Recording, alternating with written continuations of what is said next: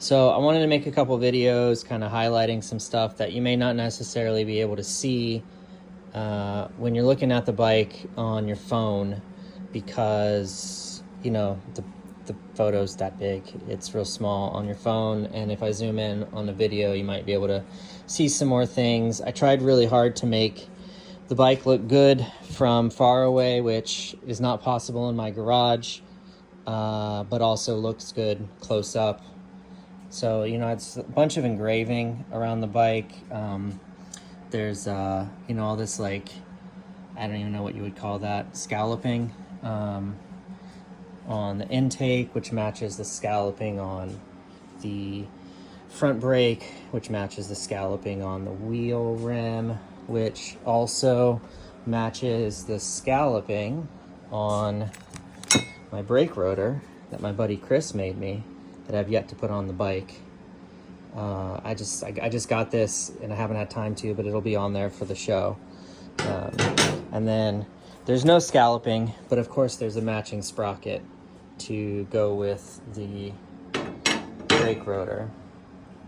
And then, there's some other little details, like there's these hearts cut in the pressure plate. So Skull Tits added a little, let me duck under there. She added a little heart right there on the tail end of the frame, which I thought was really cool.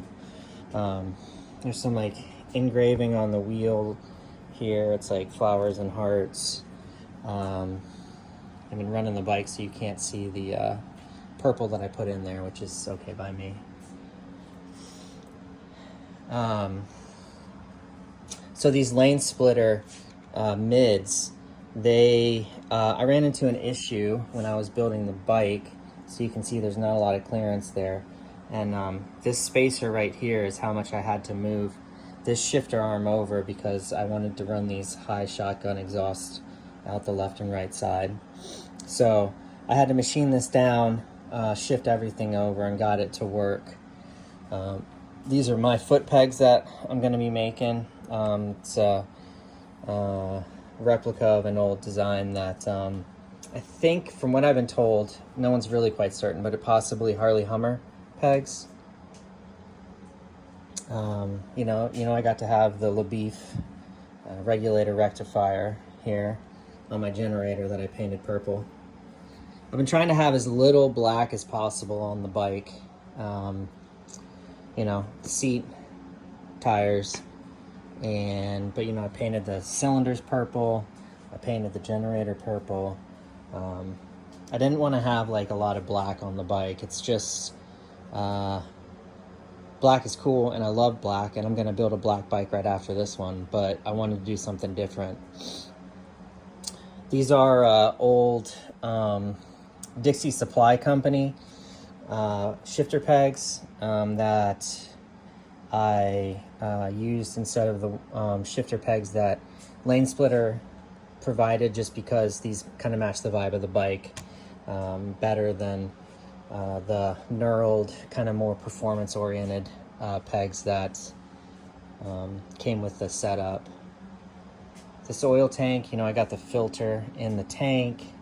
That was a lot of work, thanks to my buddy Zach. He welded all this up for me because I'm not that good of a welder. And thanks to Jacob Conard, who helped me out, gave me all the tips on how to do the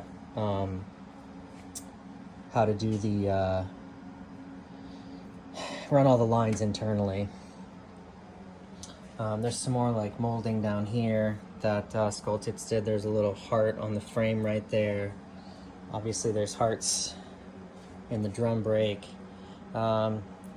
There's engraving all up and down the fork legs. This is like a flapper lady, like a 1920s.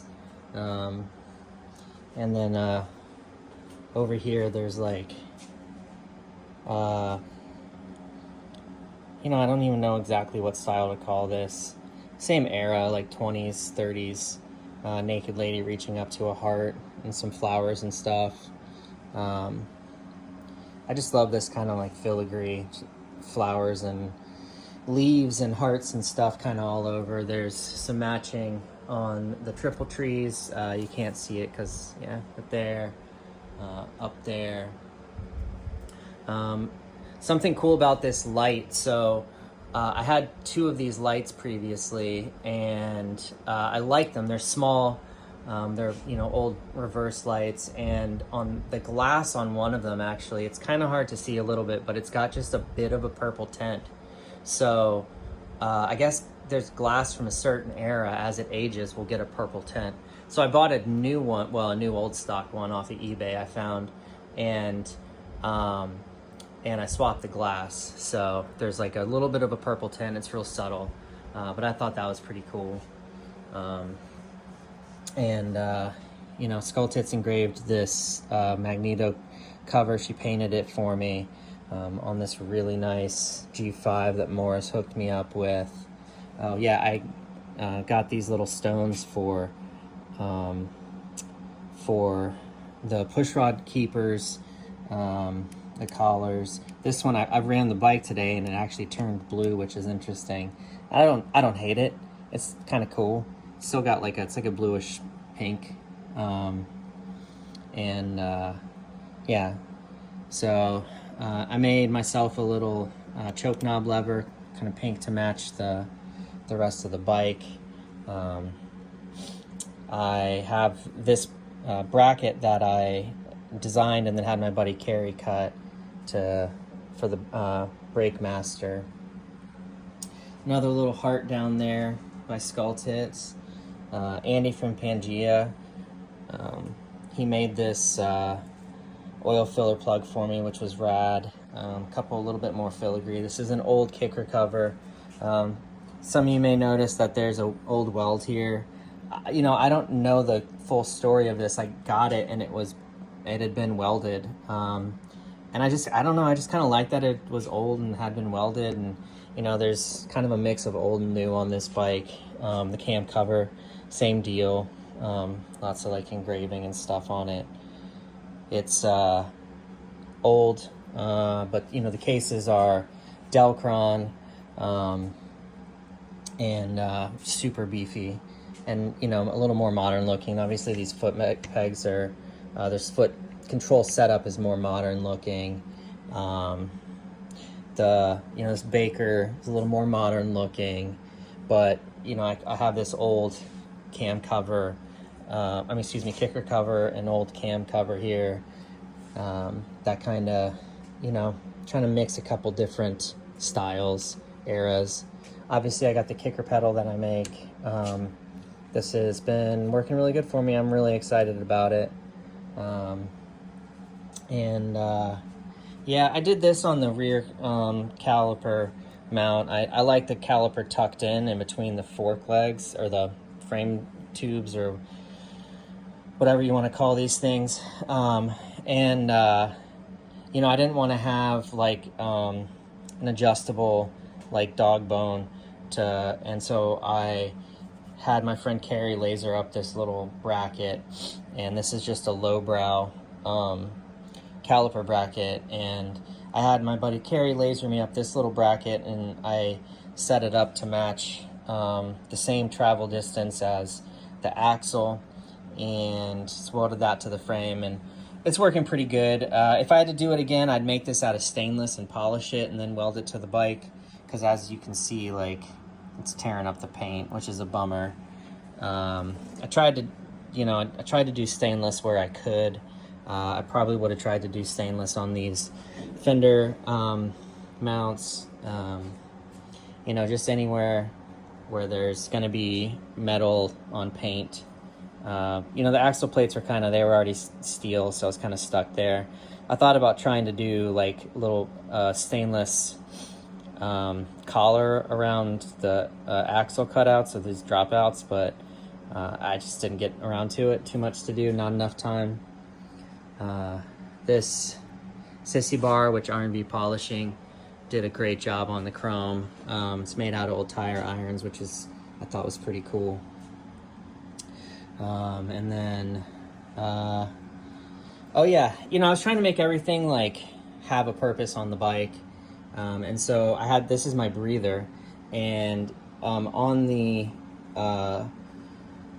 old stuff transmission plate mount, there's like a little tab on the top, and so I had to put my breather somewhere, so I routed my breather and used that hole for a mounting bracket and have it just dumping on my chain, so that way my chain stays lubed. Unfortunately, it also means that like my sprocket gets filthy, but it's really not puking much oil. It's not, it's flinging a little bit, but it's really not bad. The motor's freshly rebuilt, and I think that has a lot to do with it. And oh yeah, something else, the Sunset Cycle primary plate I thought was super cool. I've wanted to run one for a long time. It's like a interpretation of a phase 3, and yeah, that worked out really well. Locks the primary and the motor together, which is good. I got these little tank bosses. The mounting these tanks on these tabs is always a pain. The paint's always going to get fucked up, and so these are coped to match the same radius as the tank tabs. Fuck, excuse me. And then it's recess, and it's a way to like clamp it down without tearing up the paint quite as bad. This is an old, I'm gonna say old, a couple years old BNC seat that I just got off my buddy Dan at the swap meet, and it's pretty nice. The only bummer is like when I got it, there's like that scratch on it, but I was trying to build this on a little bit of a budget, at least at the time. That went out the window later on. I got these risers. They're cast, old cast risers, and extended and chromed, and I'm running the Pangea Speed grips here. These are just repop chrome blade style levers. I like those better than the rounded style ones, that like the panhead era ones that a lot of people run. And then one of the things that was kind of a pain in the ass, but trying to get this front brake to work. It works okay now, but I had to route the line down, and then this was welded onto the fork tube here and goes down to the brake actuator arm. I used a clutch cable. First of all, it's hard. I couldn't find a brake cable that front brake cable that was silver to match the silver throttle and clutch cable that I had. So I got a silver clutch cable, like an Evo style, that has like the adjustment. And so I added that adjustment in, that way I could fine tune the brake. And that's worked out pretty well. I have some lowbrow fork cap covers here that I'm gonna put on. They're right here. These are cool because they're not like stamped steel. They're actually CNC'd, and they fit really well. So I'm going to throw those on before I leave, which is Monday. So yeah, that was kind of tour of the bike. There's some other little stuff that I did, like I machined these little spacers. Something that a lot of people might not notice is that these fork legs are actually two left side fork legs. There's no pinch bolt, and just a little subtle thing, yeah. So that's kind of the tour of the bike. There's a couple other little things, like this heart in the frame. I made my own carb bracket. It hangs, and it holds it really steady. So I like that a lot. I'm gonna actually try and see if I can start manufacturing these.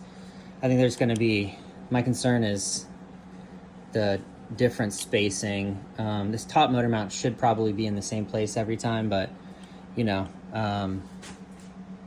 there's always some variability. Yeah, I got these Vulcan lines. They it's like these heads are set up for outside oilers, and so I got those running. Got my Vulcan oil pressure gauge. I've been getting like 30 psi on startup, and then it kind of drops down to 20 when I'm running it, so that's good. Oh yeah, oil lines. I made these, originally I had purple fittings, but I like the black. The purple was too much, and so they got these little purple tracers, and I like the subtle purple. Oh, these bosses right here, you can get these from Frame Builder's Supply, and they're just cable guides. And so I welded those on, and then, you know, safety wired it. You can zip tie it or whatever. I was trying not to have any zip ties on the bike.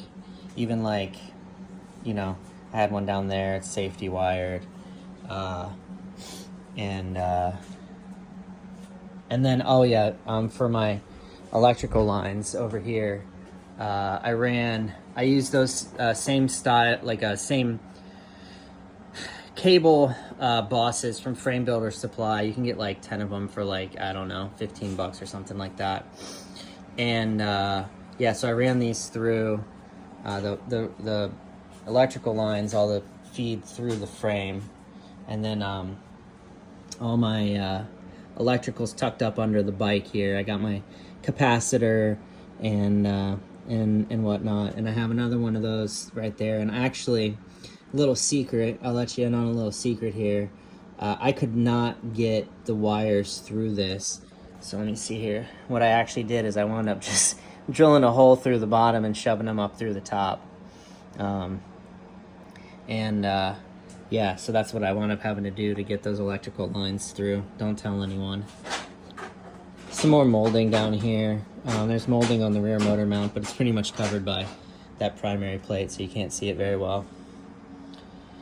And oh yeah, this is another little subtle thing. There's this little like mohawk rib right there, and Skull Tits made it match on the fender, and it flows really nicely.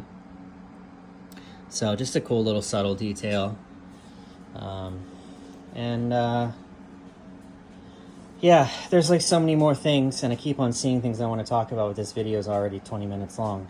So I don't even know where I'm going to post it. I guess maybe on YouTube. I don't know. But that's my bike. I'm really proud of it. And I'll see you guys in California in a week. All right.